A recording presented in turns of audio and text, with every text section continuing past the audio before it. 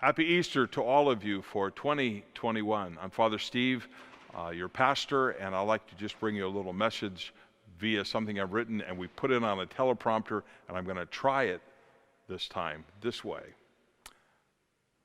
The first Easter brought a variety of reactions to folks. Some were convinced that this whole empty tomb was a ruse to remove Jesus' body. Others were shocked, wondering what this was all about.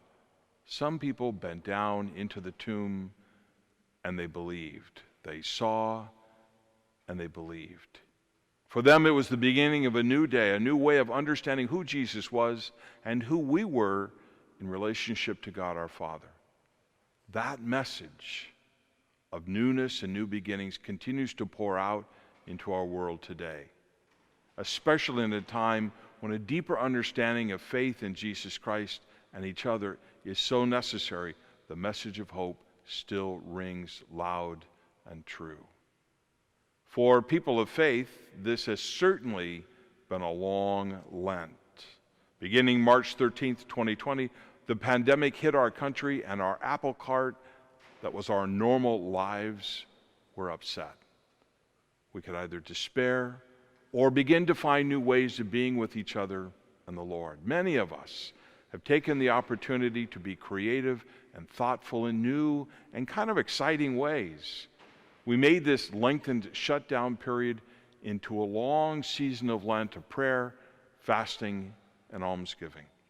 We've been praying for each other, for those who have died or who have been sickened from the COVID virus, and we've been praying for a reopening of our relationship with each other in very physical and real ways.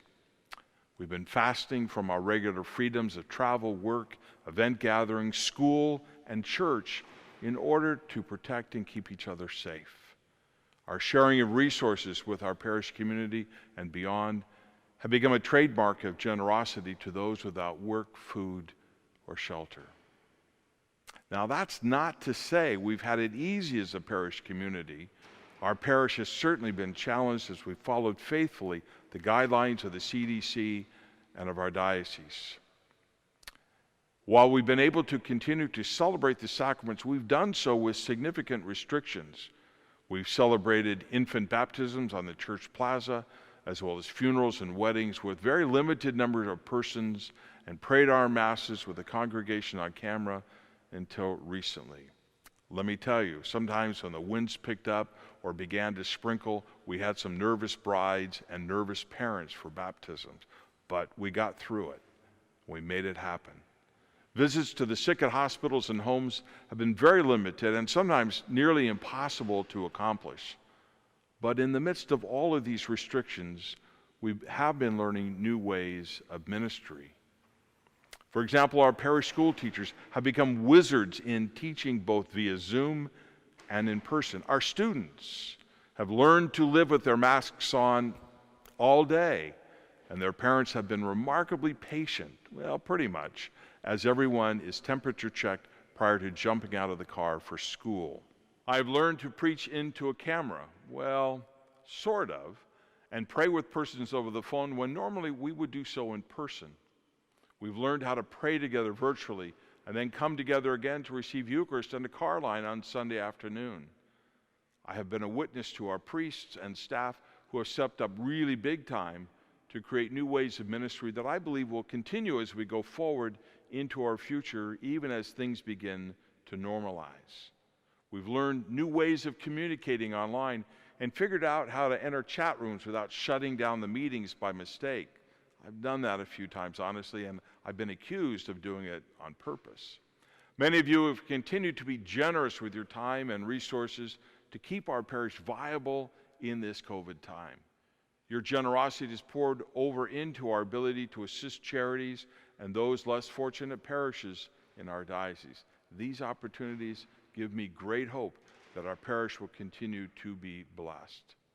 Now, a special note, I'd like to just let you know that as this pandemic crisis shifts to a safer time, we are planning here at our parish a couple of big events for us to celebrate a new beginning and a revitalized energy about being a stronger faith community.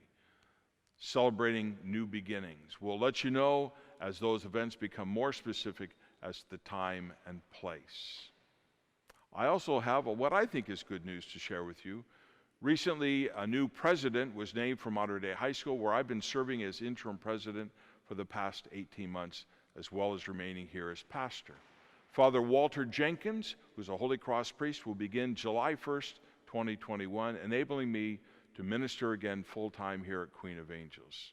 I have to admit, I will miss the Mater Dei experience, the high school energy, but I look forward to being back with you more consistently beginning this July.